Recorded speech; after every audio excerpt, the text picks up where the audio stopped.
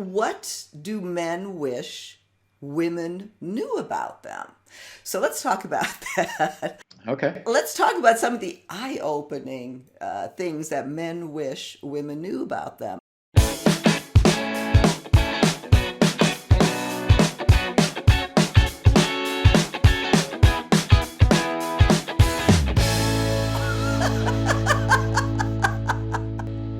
Thank you so much for joining us again on Second Act TV. I want to welcome Robert Manni back to the show for another exciting segment on what women or what men think, what women want to know. Robert, thanks so much for joining me again.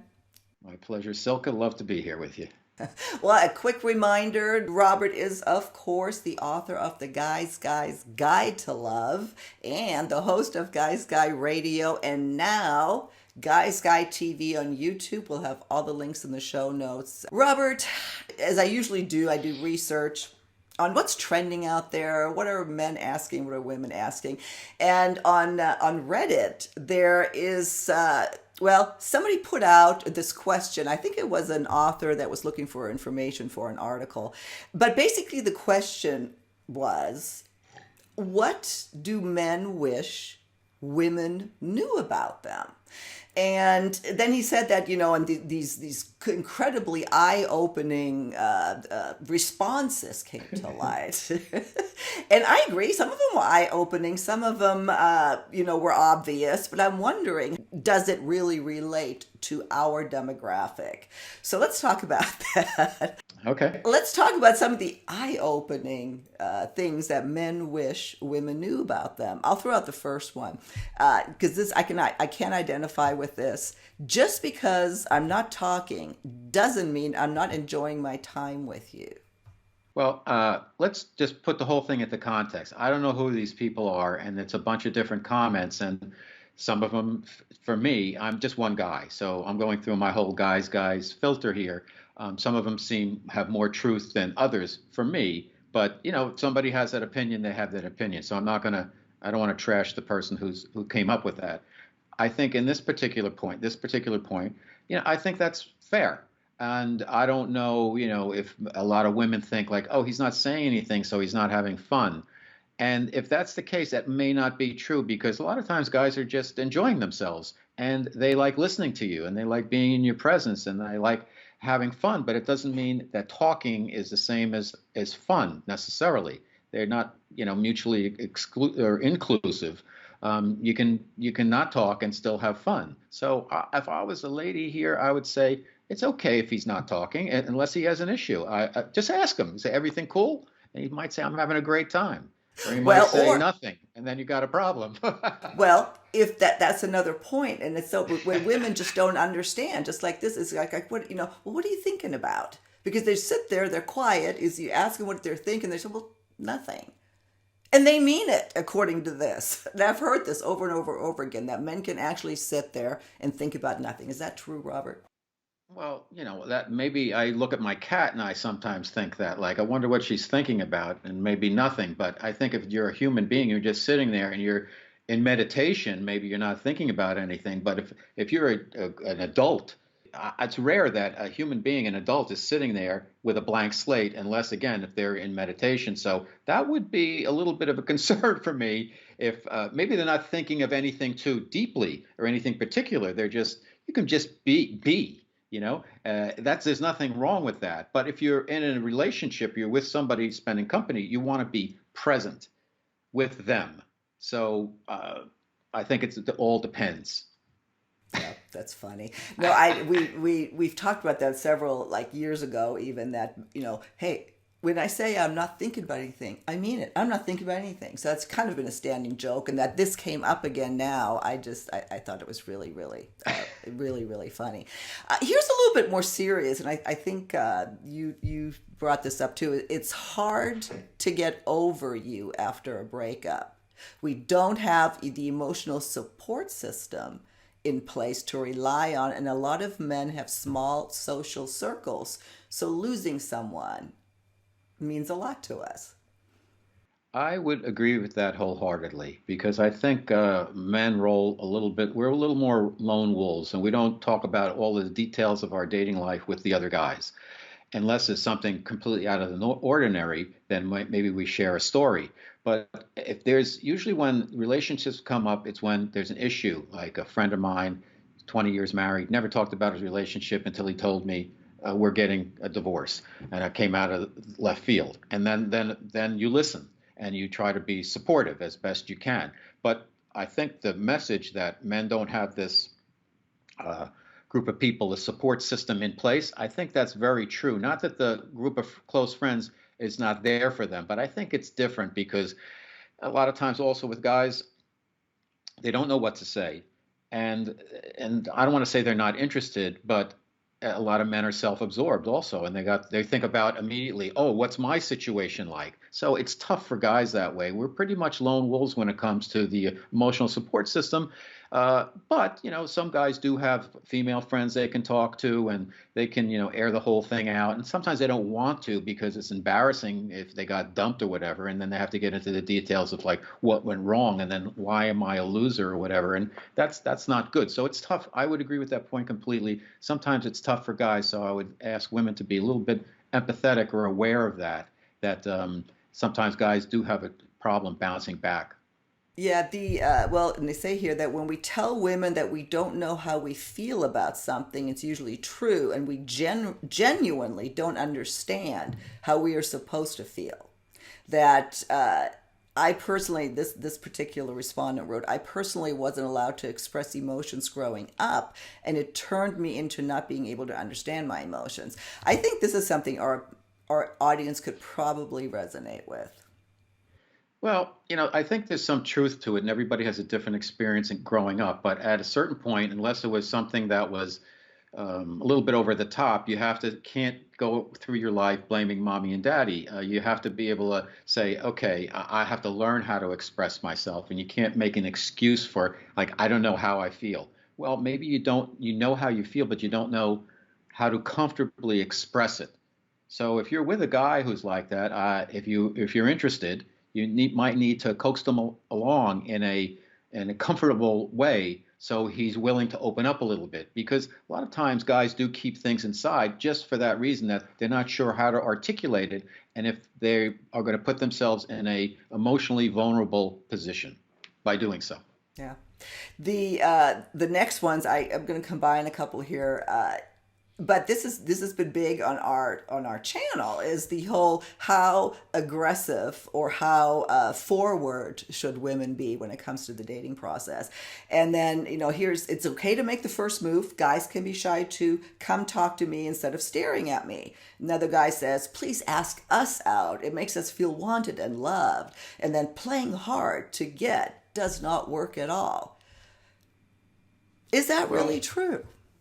Well, I mean, on one hand, you could say that sounds just like lazy, and not being like the leader and not stepping up and being like alpha dog and getting out there and saying, "This is what I want."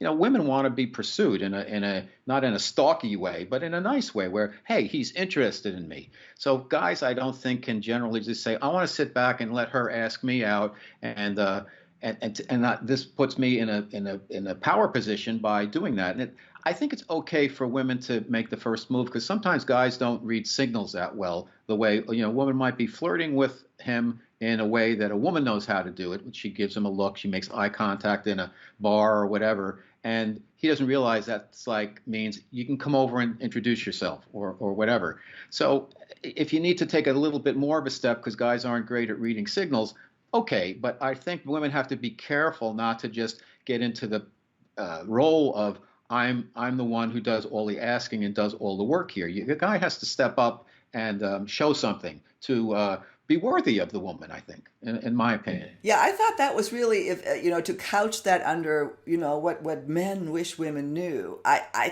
think that's a very misleading because I don't think, yeah, you want to be encouraged, maybe, but you don't really want I don't think, and this comes up over and over and over again when the men say that they really don't want the woman to be the aggressor in a relationship. So anyway, something to think about.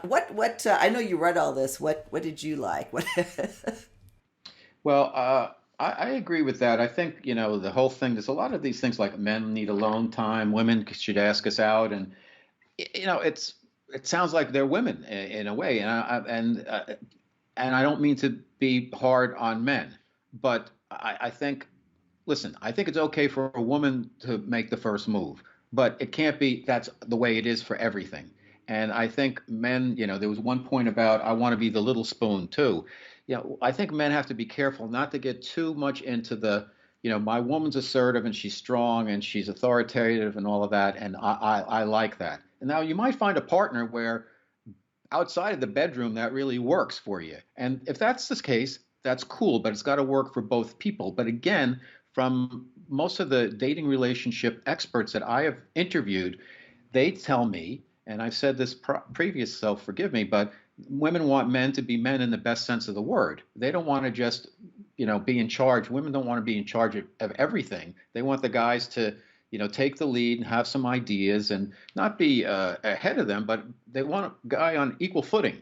And so that means everybody's got to do their work. Everybody's got to pull their weight. Everybody's got to open up their heart. Everybody's got to expose their feelings if it's going to work. If for guys to say, spoon me, ask me out, I need my alone time. Yeah, I think men need alone time. Sometimes I just want to watch the game. I want to go for a run. I want to go for a walk. I want, that's cool. Everybody needs alone time. But I think we got to be careful not to let guys get into position where they become too comfortable or lazy. And again, forgive me, guys, I'm not trying to be hard on the guys, but I think it's too easy nowadays where you can meet really cool women online, sitting at home behind your computer screen or using your phone, and you're sitting there in your tidy whities and you're connecting with really great women. I think you've got to do more. Oh, talking about not being hard on men. Now here's a Uh-oh. good point that especially that this is important. Is I'm trying to find it on here that if we can't get hard, I think that's how he described it. Can't get it up. That it's not a reflection on you. That is sometimes it just happens, and certainly for our demographics, that is huge because women do need to know that because we internalize it like it's our fault that they're not attracted to us. So I like that one. Well, I mean, there was another point too, which is a boner doesn't mean I'm horny. It just pops up out of the blue. So to me, That does. these are pretty, even though they're connected, they're kind of random. If that happens, I think most guys would be say, yeah, hell yeah. Uh, with the first point, it's a whole other bigger, much bigger topic. And your biggest sexual organ is right here. But people because of medication or stress or whatever, out too much drinking, whatever. Every guy goes through a time where like, hey, the engine's not working the way it should be. So I think women need to be aware of that. But that doesn't mean that and it's not the woman's fault. It could be, hey, the guy's just if it's like you've never been with the guy, he's just not attracted to you. And if you've been with him and things have been consummated in a positive way, and another time it's like not working, if it's not a habit, it's just like one time, just give the guy a break and figure like, hey, he if he did it before, he can do it again. And then obviously there's medication for that, and there's different other things you can do, and then you can say, hey, I'm going to make this guy, I'm going to rock his world whether he knows it or not, and that's fun too. So just keep the fun in it, and not make the man feel like less of a man. Right. Right. What anything on this list that struck you as not being on there? I guess is what I'm trying to say. What do men wish women knew? That we're human and we have feelings and we don't have it all figured out. Also, I love the one point. If you don't want the truth, don't ask me for it. And that's why I wrote my novel, The Guy's Guide to Love, because it's a peek behind the curtains into the world of men and how they really think. And I think that's important, that men feel comfortable being truthful and not playing games or BSing you all the time to get over or whatever. I think truth always is a good thing in the long run, and maybe sometimes truth might seem like oof, and it's sometimes it's a matter of how the truth is expressed. Right. But I think the truth will set you free.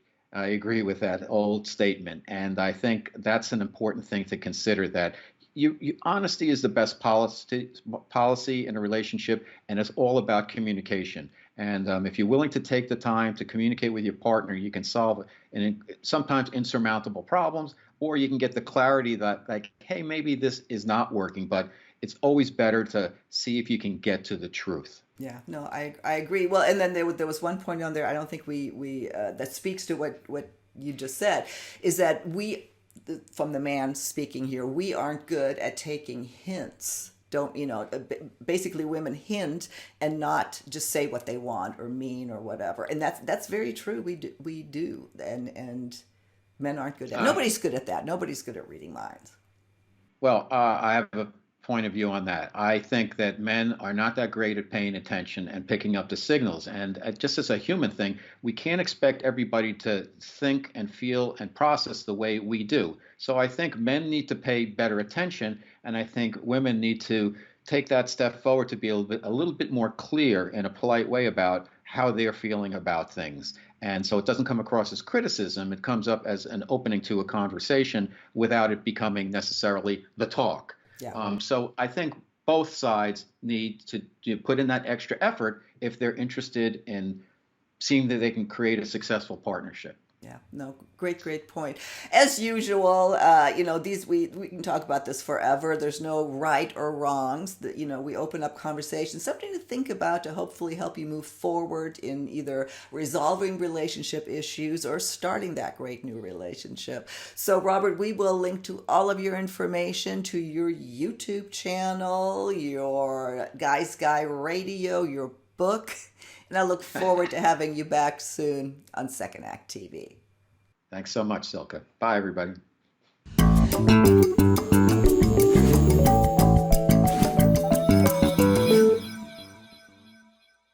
If you haven't already done so, please be sure to subscribe to our channel. The button is right over here. Just click on through to YouTube. When you see the little bell right next to the subscribe button, hit that too. We'll notify you every time we start a new video. See you next time.